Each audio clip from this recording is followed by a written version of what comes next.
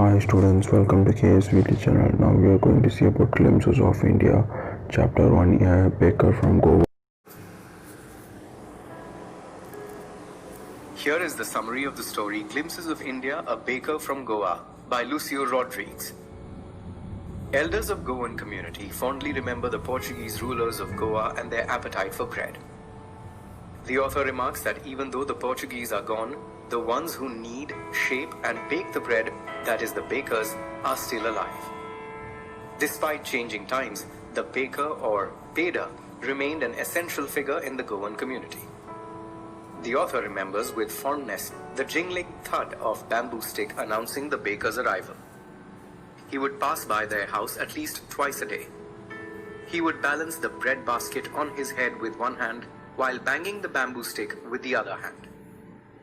As children, they used to rush out of the house and greet the baker. What they were looking for were bread bangles, a traditional Goan bread shaped like rings, which the baker sold along with loaves for the adults. The baker would greet the lady of the house. The children would then be pushed aside so that the baker could hand over the loaves to the servant.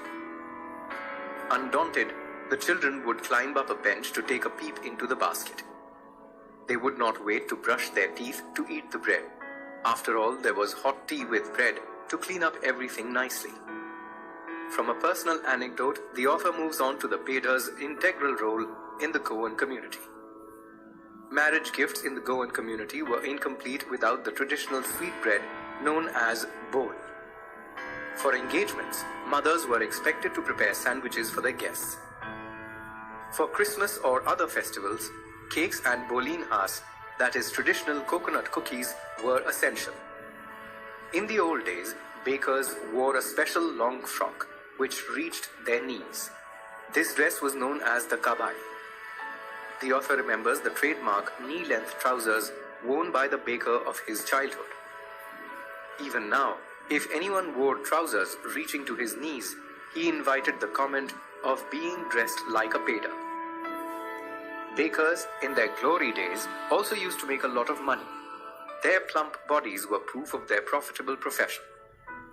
The author humorously remarks that even now, anyone with a healthy appearance was still compared to a baker. Thank you for watching. Subscribe KSVT channel.